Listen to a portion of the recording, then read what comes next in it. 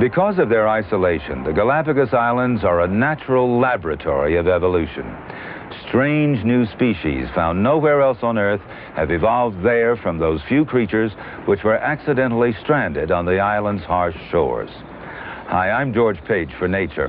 And while it's the Galapagos isolation that has made them so important to science, starting with Charles Darwin, in our final program about the islands, we'll look at those creatures for which the oceans were not a barrier. Seabirds, albatrosses, and boobies have been visiting the Galapagos for millions of years, and they have not interfered with the evolutionary process. But about 450 years ago, very recently in evolutionary terms, man made his appearance in the Galapagos. And as we'll see, he has had a profound impact.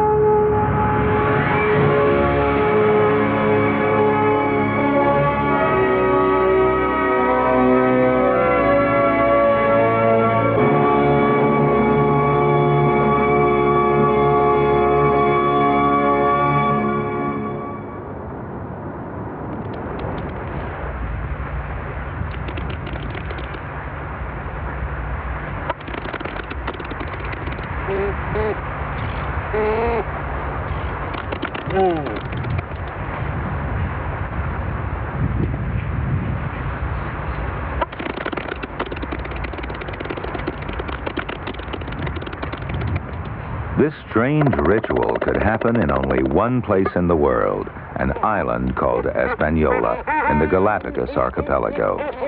The islands are famous for unique species, such as the giant tortoise. Some of the seabirds are unique too, but most come here just to nest. This is the story of those ocean travelers.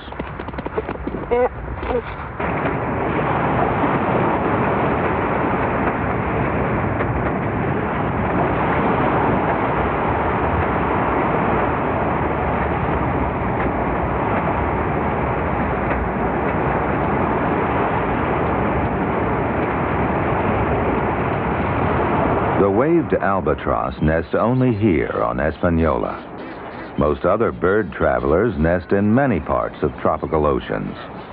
But the Galapagos Islands have a special attraction for many species of far-ranging seabirds.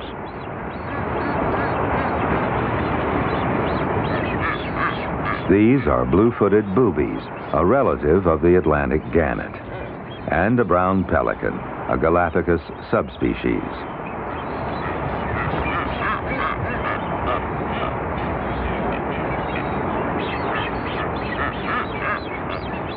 Frigate birds, the pirates of the air. Two species nest in the Galapagos.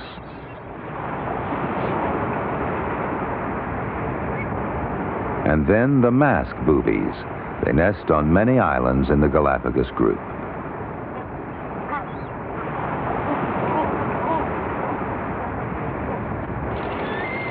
Some of the seabirds, like the swallow-tailed gulls, are native to the islands.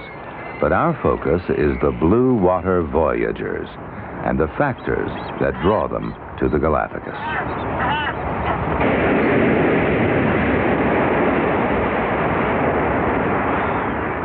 An incoming flight of red-billed tropic birds, perhaps the most graceful of all the seabirds that migrate here to breed.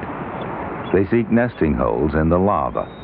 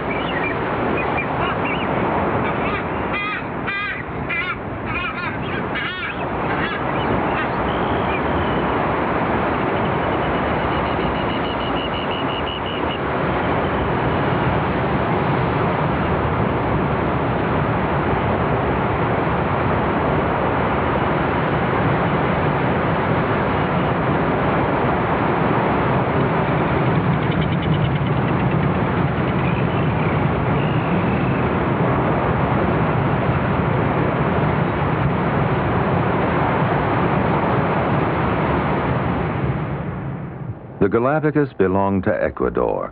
They lie 600 miles west of South America and consist of 13 main islands and about 43 islets and isolated rocks. All are visited by nesting seabirds. All are volcanic and look inhospitable. But these barren islands are very attractive to seabirds. Although on the equator, the Galápagos lie in the path of food-rich, cold-water currents. From time to time, these currents fail, but usually they produce fish in abundance. When the complex system of ocean currents brings upwellings of nutrients to the islands, fish of all sizes abound. These rainbow runners are in the middle range. They're being panicked by a larger predator. In this case, a mass attack by blue-footed boobies.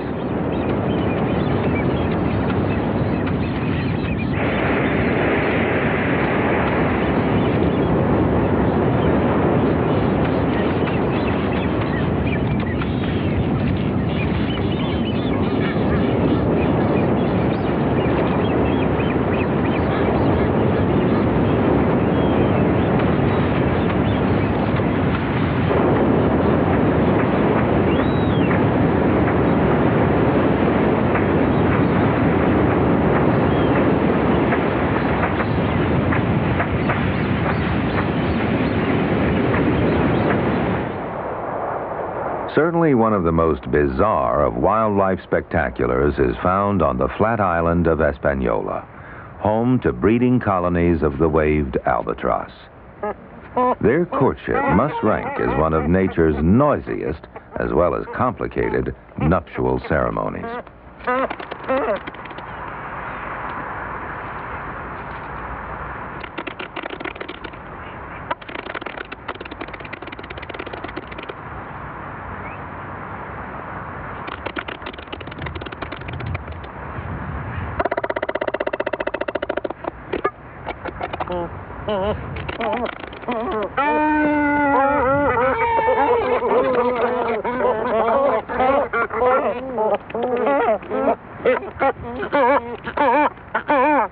The routine follows a set pattern. It invariably includes bowing, bill fencing, calling, and solo clicking of bills. It usually takes place close to the proposed nest site. Waved albatrosses don't make a real nest, though they sometimes gather a little nearby vegetation and arrange it around the hollow where they've laid their single egg. This bird is shedding salt water through its nostrils, so it's obviously come in recently from the sea. The egg weighs half a pound. Rearing young is a slow process for all albatrosses. The egg will take 2 months to hatch. Even after egg-laying, courtship continues. The pair will share the brooding and feeding duties, so it's important that the bond between them is kept strong.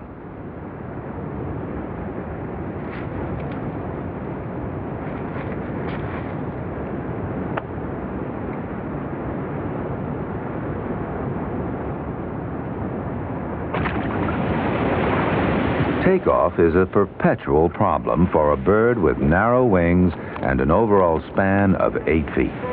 A headwind is essential. Often it's to be found only on the beach, so the birds waddle down there from the colony to wait for wind.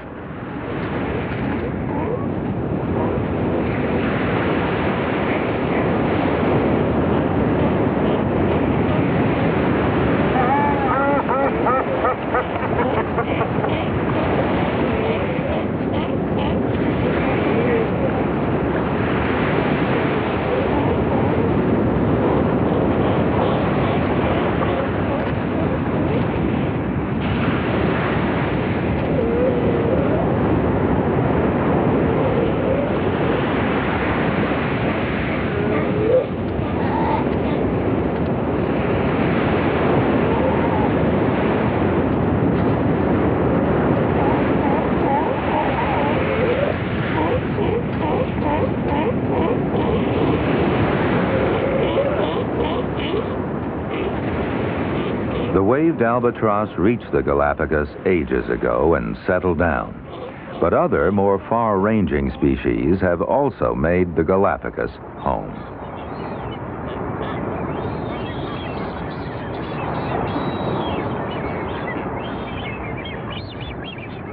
Here, in part of the collapsed volcano on Isabella, the largest island, is the home port of one of the archipelago's most exciting ocean travelers. Tucked away in one of the many small craters is the breeding colony of that spectacular plunge diver, the blue-footed booby. And there are the famous blue feet. The female in the foreground is slightly larger than her mate. The pupil of her eye appears larger too, and as to voice, when he whistles, she honks. 3 species of booby, the masked, red-footed, and blue-footed, all travel to the Galapagos to nest. But the blue-footed outshines the others in spectacular performances.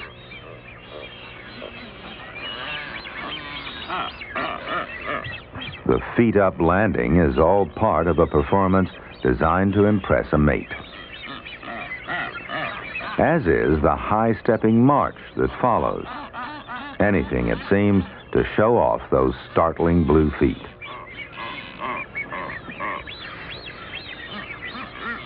That's the male with his head feathers fluffed out. To attract a mate, he'll turn his wings nearly inside out.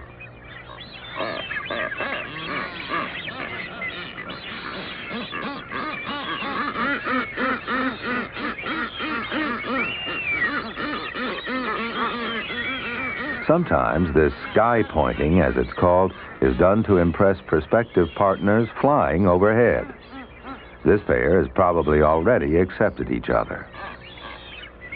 Some more high-stepping as a prelude to mating.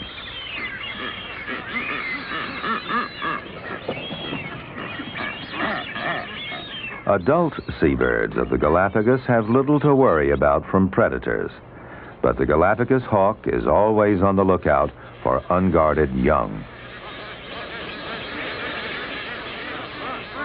The hawk, a species unique to the islands, is really a buzzard. There are only a few hundred of them. They feed mostly on carrion, but also kill lava lizards, small iguanas, and juvenile boobies, which is what these 2 young hawks are eating. You can tell they're immature by their light, streaked plumage.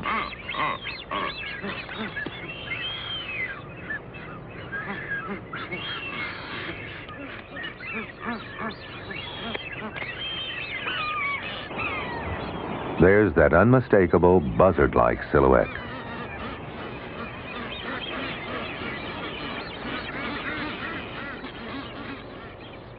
The Galapagos hawk still thrives on Isabella, while there are some islands it never colonized, such as Genovesa. However, the ocean travelers who arrive to nest on this island have other enemies. In the low scrub of Genovesa is one of the main breeding colonies of great frigate birds. They are ocean travelers themselves, though when breeding they stay based in the islands for some time. They feed their offspring for up to 18 months.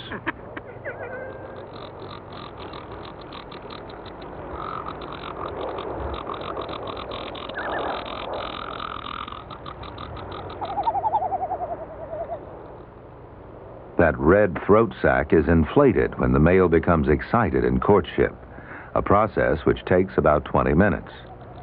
Occasionally, the red membrane gets punctured in fights between males. When it's blown up, he sits with his head propped on the pouch, waiting for a female to fly over. Sometimes he even gets airborne with his red balloon tucked under his chin.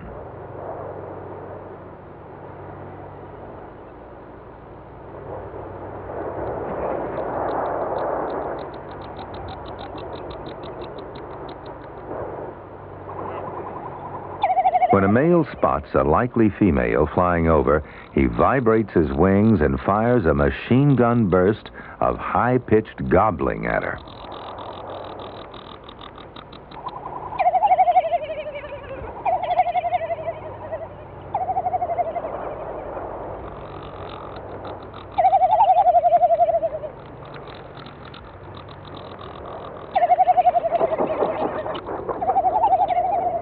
Groups of males usually display close together. If a female is enticed down, the males give a harsh rattling sound. When she accepts one, she answers his calls and nods her head from side to side. Unsuccessful males move off to join another display group.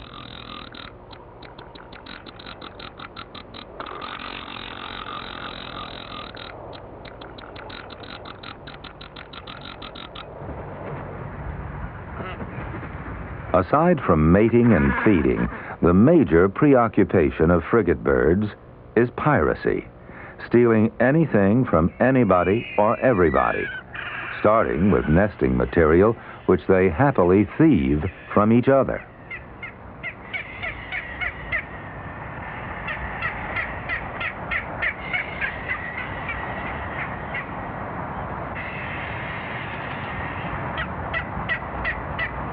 Right beside the frigate birds on Genovesa nest the second of the three booby species of the Galapagos, the red-footed boobies. Redfoot behavior is quite different from that of their blue-footed relatives. To begin with, they're tree nesters, an unusual habit for a seabird. It seems odd to see a web-footed bird gripping a branch as tightly as a crow or a sparrow. While the bluefoot is an inshore fisherman, redfoots feed far out to sea, largely on flying fish.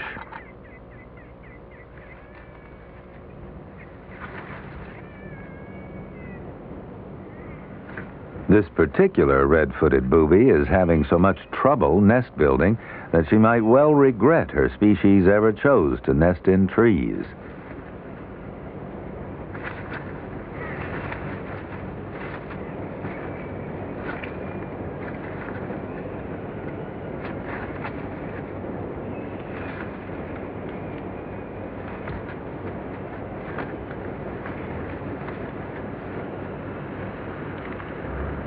But there are worse things to cope with than an uncooperative twig when setting up house.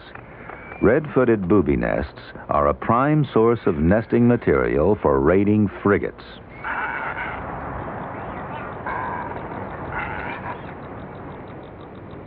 The frigate may be the finest flying machine in the world of seabirds. Half their weight is in their flight muscles. The ratio of wingspan to weight is the greatest of any seabird. Their forked tails can be trimmed instantly as rudders to change direction. They can soar effortlessly or turn in their own length to catch a fleeing booby with a crop full of fish. This dogfight is with a redfoot returning from fishing. The tactic is to scare the booby into disgorging its fish, which the frigates then catch in midair. It's probable that they can tell whether a booby is worth chasing by its call. It makes a different sound when its crop is full of fish. If they keep up the pursuit, they're always successful.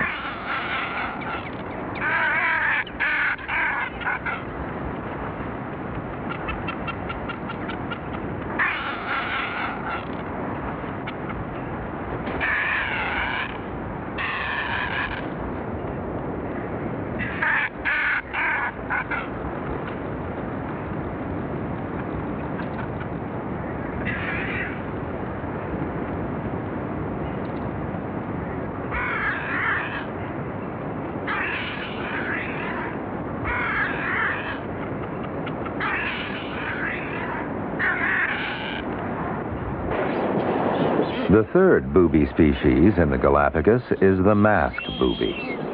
Ecologically, it fits in between the other two species. Whereas the redfoot fishes far out to sea and the bluefoot close inshore, the masked booby fishes somewhere between the two, so the three species seldom compete. The mask lays 2 eggs and usually hatches 2 chicks, several days apart. And that's where the strangest difference between the three species lies.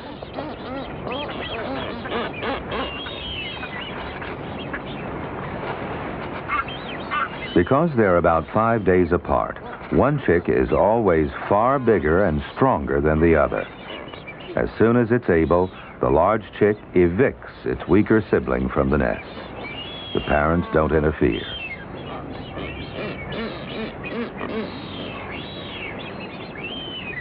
So only one chick is raised. The weakling becomes so much biological waste until a scavenger disposes of it. The sacrifice of one chick seems to have nothing to do with the available food supply. The two eggs probably act as an insurance policy. If the first chick dies, a second one hatches 5 days later. If the first is healthy, it drives the newcomer out of the nest. Either way, the boobies are left with the one chick they're capable of raising. The Espanola mockingbirds are quick to take advantage of the situation.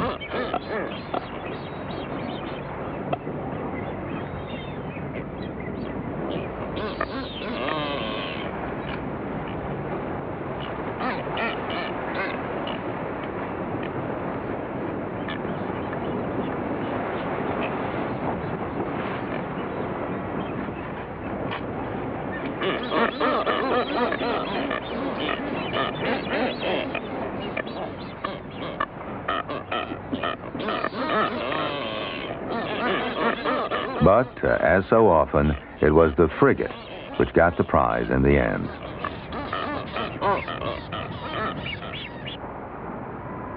When it comes to general harassment, it's always the frigate birds which steal everything, including the show.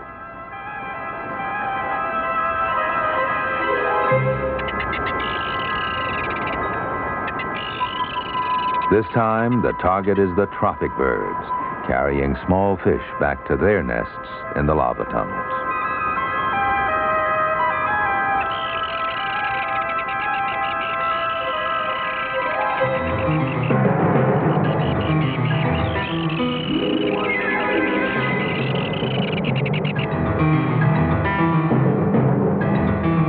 This tropic bird didn't escape attack even after landing, but the frigate, a juvenile, misjudged its approach and crash-landed.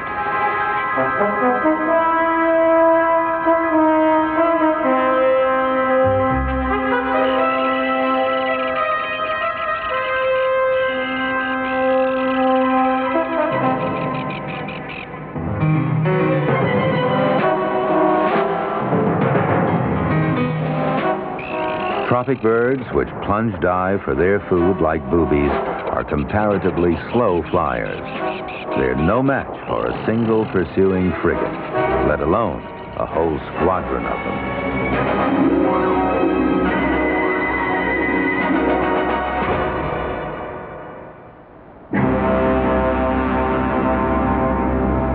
It was inevitable that the most rapacious of all ocean travelers would eventually find his way to the Galápagos.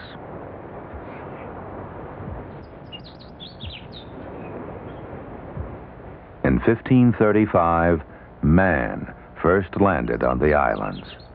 But as this graffiti-encrusted cove on the island of Floriana attests, many others followed. At first, it was pirates who found the Galápagos a convenient base. They hollowed out these caves in the soft rock to protect their stores. It was these buccaneers who first introduced black rats to the islands, with disastrous results to the native wildlife.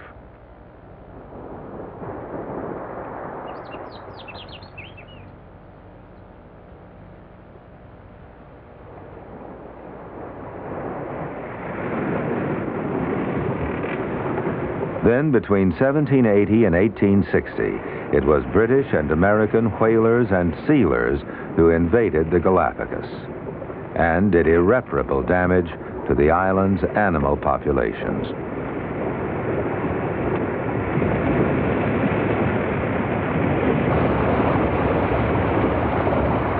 The captains quickly discovered that the Galápagos offered an unrivaled and apparently limitless supply of fresh meat. The giant tortoise was conveniently packed for easy loading and stacking. Most important, it would keep in good condition In fact, nearly as good as the day it came aboard for up to a year.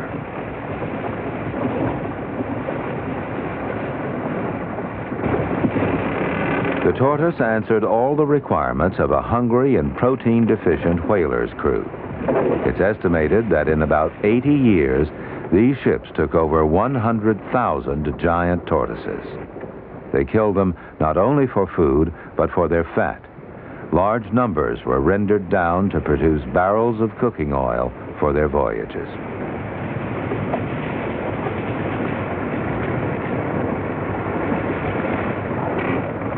Whalers and sealers brought some of the subspecies of Galapagos tortoises close to extinction.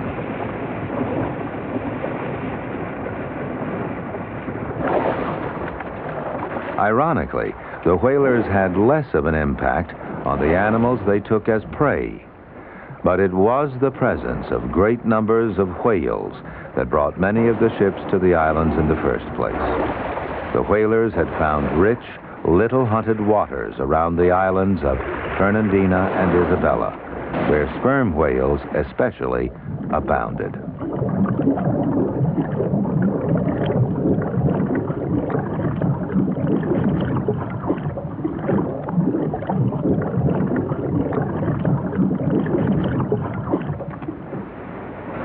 The sealers did vast damage in two ways.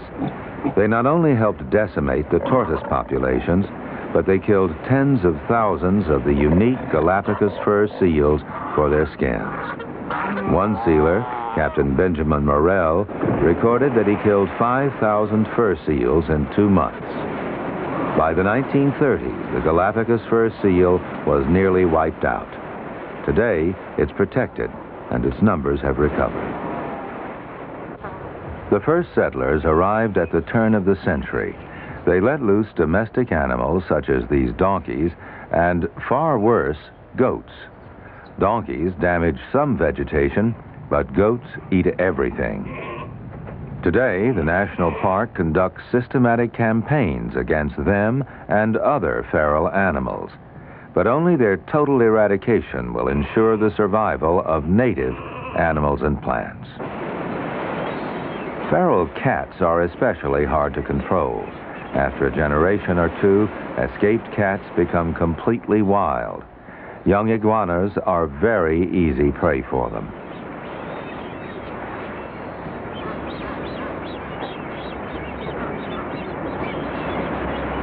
So are the young of flightless birds like penguins and the Galapagos flightless cormorant.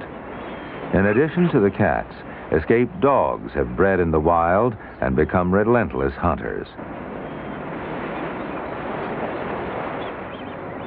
But cats, because of their innate hunting skills, are one of the most harmful animals introduced by man.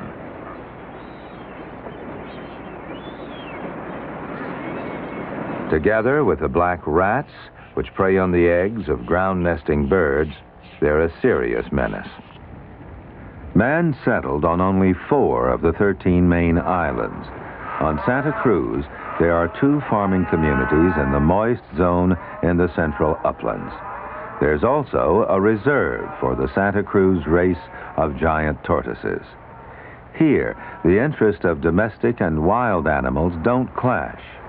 But it isn't the same story everywhere. While the total human population of the Galapagos is only about 10,000 people, it's growing at 4% each year. As it grows, the conflict between the native wildlife and man is bound to increase. The reason why introduced animals are so dangerous to the native species can be seen in these scenes of our camera team on location. Galapagos creatures are completely tame.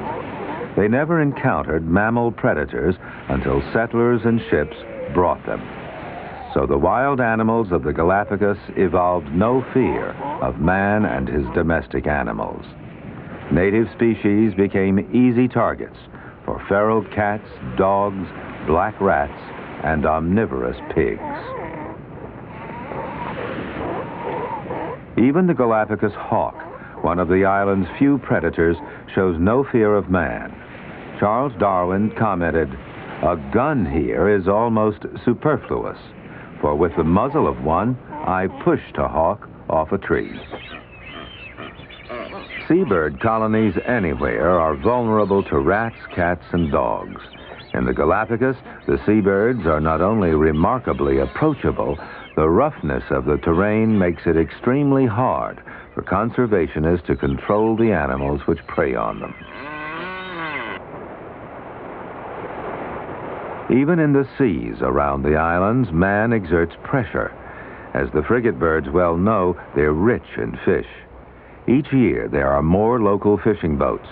This means more fishermen ashore to swell the population and more fish needed to feed that population. Fishing must be managed at sustainable levels.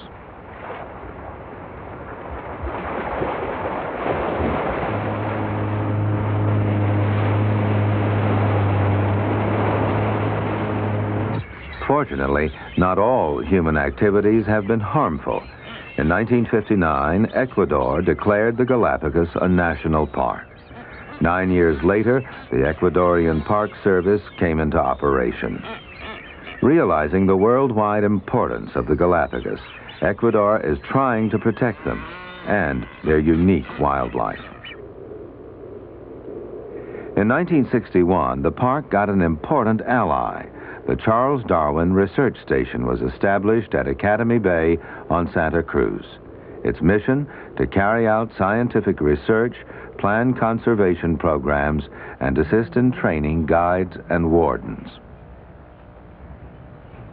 One of the programs the National Park and Darwin Station set up early on was the breeding in captivity of endangered species in order to return them to the islands where the populations had become dangerously low. One of these was the Espanola tortoise. When the Darwin Station was set up, the Espanola tortoise seemed doomed. The few survivors were in competition with goats for the meager vegetation on Espanola. The tortoises were so scattered they probably hadn't bred for 50 years. So the Darwin Station scientists removed the only 4 they could find. Fortunately, these included both a male and a female.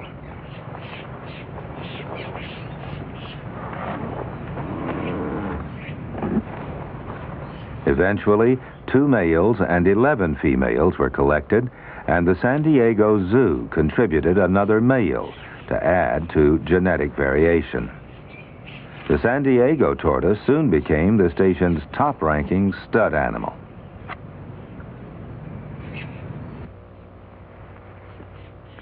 Before the young tortoises could be released to their natural habitat, the goats on Espanola had to be eliminated. There would have been no sense in releasing young tortoises if the goats were simply going to eat all the food they needed. Espanola is flat with very little jagged lava, and it's only about 4 miles long, so getting rid of the goats there was comparatively easy. In 1975, the first young tortoises were ready for release. By 1985, 151 tortoises bred at the station had been returned to Espanola.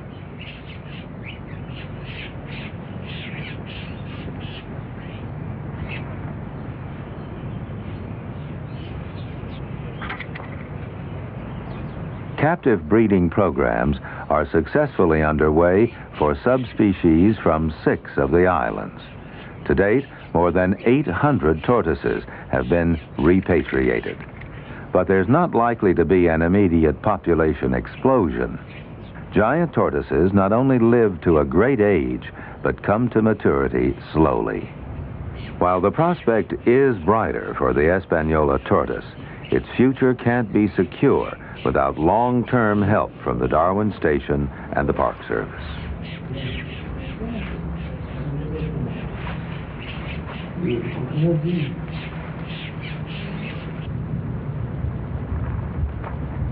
The land iguanas of the Galapagos are far worse off than the tortoise. Their future is secure on only 3 of the uninhabited islands.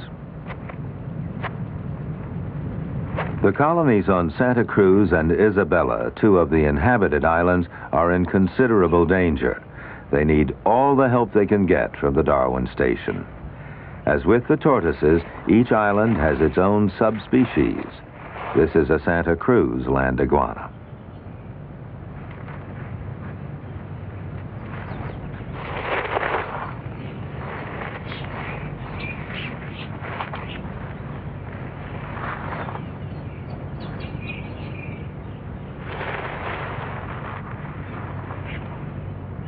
At the Darwin Station, the iguanas nest naturally, but then their eggs are removed to the safety of an incubator.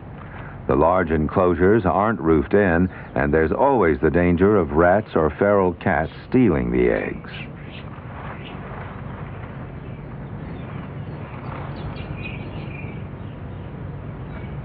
The eggs in this nest belong to a Santa Cruz iguana. Land iguana eggs, there can be from 7 to 23 in a clutch, hatch in about 3.5 months.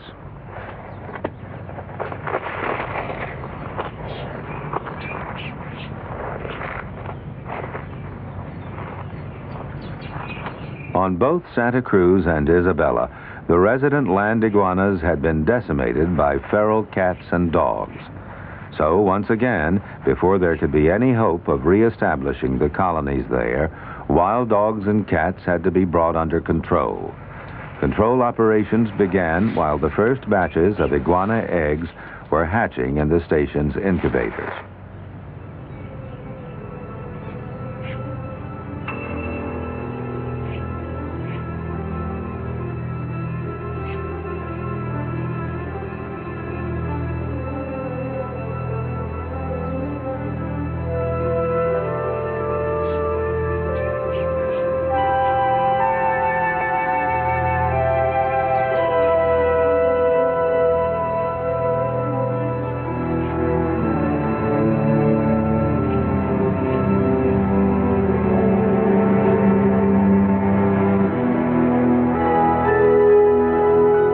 The first releases began in 1982 on Isabella and Santa Cruz. By then, the wild dogs had largely been disposed of. The cats are more of a problem. They catch the very small and even the half-grown releases.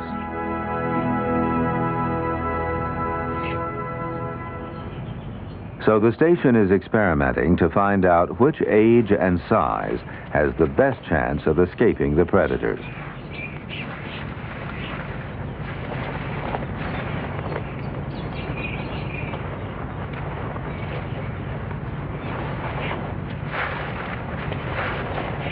Early indications are that the program is succeeding. Of 220 young iguanas freed on Isabella since 1982, a third bearing the markings put on them by the Darwin Station have been sighted by wardens. With luck, as many more have survived.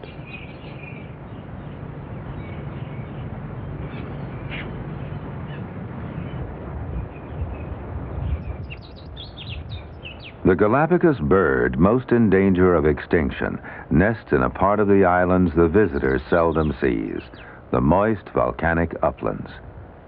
This is the bird's breeding area, 1,000 feet up on the island of Floriana. The endangered species is the dark-rumped or Hawaiian petrel. It's been nearly wiped out in Hawaii. Now it's going the same way in the Galápagos, and for the same reason, rats. Felipe Cruz, son of one of the few farmers on Floriana, devotes much of his time to the protection of the dark-rumped petrel. The Darwin Station welcomed Felipe's help. Now, backed by the World Wildlife Fund, he protects and studies one of the largest petrel colonies in the Galápagos.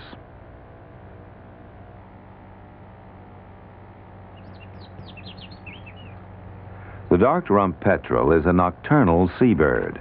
It nests in crevices of lava or in earthen burrows. Early settlers found the petrels in immense numbers. There are still 10,000 pairs in the Galápagos, so it's hard to believe the species really is in danger. But their numbers are falling fast due to predation by rats and cats. Assisted by his wife Justine, Felipe Cruz records progress in 100 nests, visiting each one once a week during the breeding season. Dark-rumped petrels lay only one egg. In the first year of his study, less than a third of his nests ever fledged chicks. The next year, there was some improvement. Almost a half of the nests were successful. The third year saw a great change for the better. 3 out of every 4 nests produced chicks to the flying stage. The difference was that Felipe and Justine had launched an all-out trapping campaign against the rats.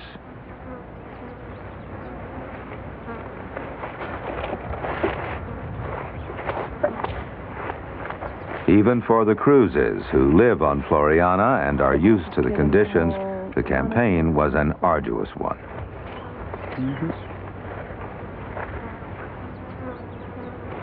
Often, the trails to the colony were a sea of mud. Because of the danger to other wildlife, poison baits could only be used with great care. So hundreds of traps had to be set each day.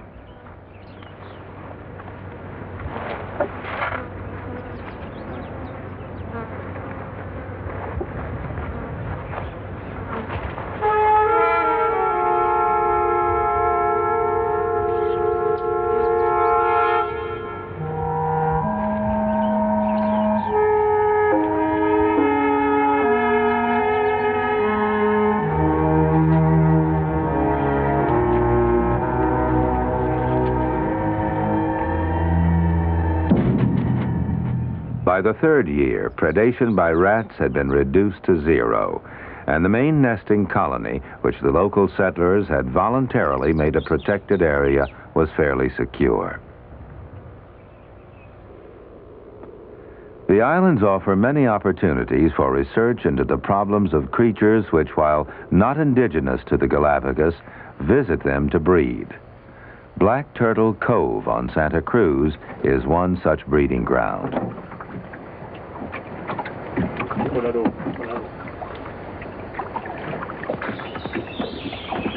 Turtles are not the only species to frequent the shallows among the mangroves. These are golden rays.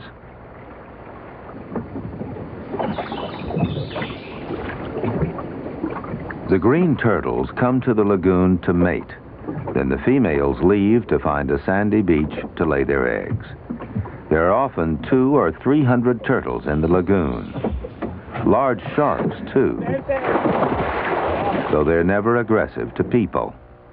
It's a unique opportunity for the Darwin Station scientists to catch turtles as part of a study that's been going on for 10 years with the help of the Nature Conservancy.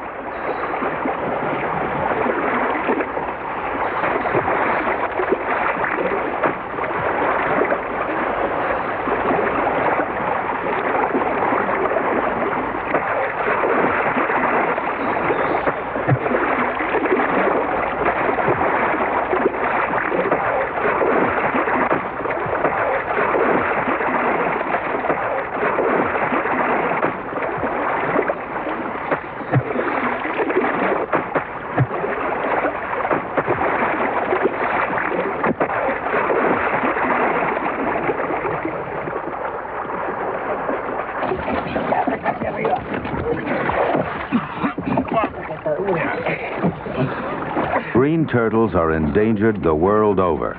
Elsewhere, their beaches are increasingly disturbed by tourism. They're exploited throughout the tropics for their flesh and their eggs. In the Galápagos, they are at least safe from human predation. Here, they've caught 2 at once, a mating pair.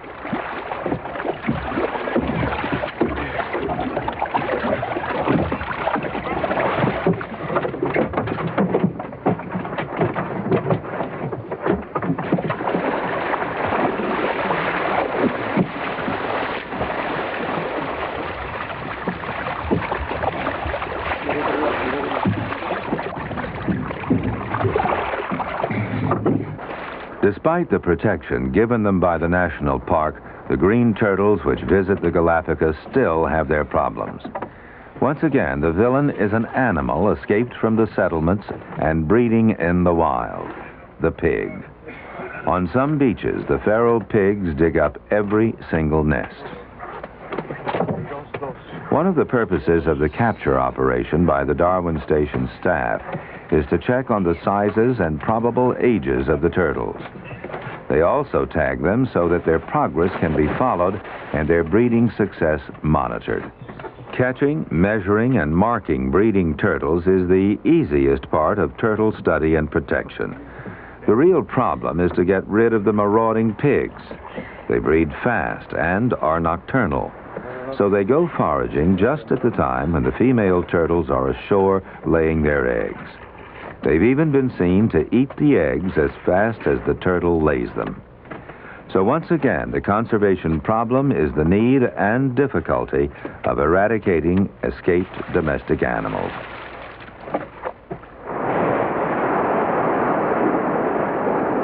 Another part of the study takes place on the nesting beaches between sunset and sunrise, the time when the female turtles come ashore to nest.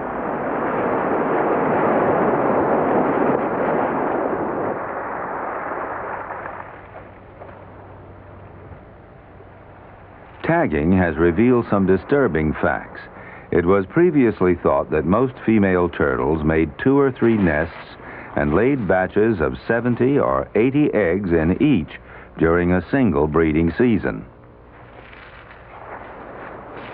Now there's increasing evidence that up to 45% of the females nest only once in a lifetime. So how many turtles throughout the tropics have been slaughtered before they've had a chance to breed?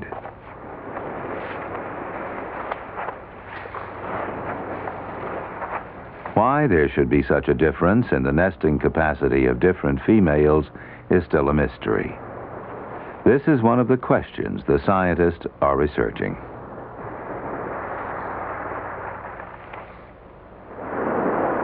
As the dawn breaks, the last of the nesting females heads back to the sea, bearing a Darwin Station tag. Tagging has shown that nearly 90% of those females which return to lay in following seasons choose exactly the same beach, almost certainly the one on which they themselves were hatched.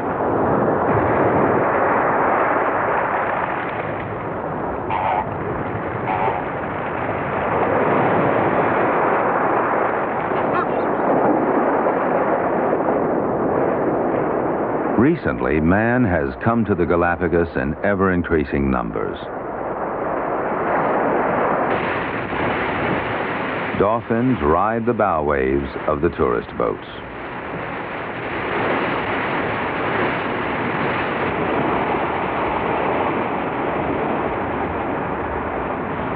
The visitors come 90 at a time on cruise ships or in small parties on chartered yachts. Up to 20,000 visit the Galapagos each year.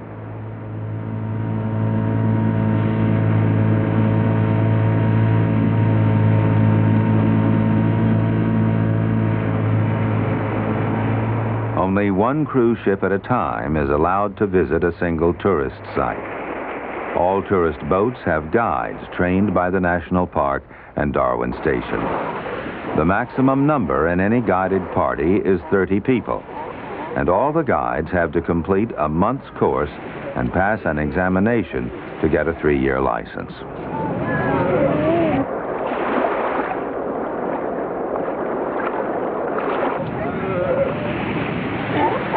The system is a good one, and to date is working well. A large percentage of tourists are Ecuadorians, but visitors come from all over the world, bringing badly needed currency. So it's understandable that there should be pressure to allow in more tourists. At present, the limit is 25,000 a year. Inevitably, there are moves to bring in bigger ships with the risk of garbage being jettisoned, pollution from bilge cleaning, and even oil spills affecting shore life, such as the marine iguanas. There are plans to build big modern hotels which would drastically impair the Eden-like quality of these islands. I'm right over here, Adam.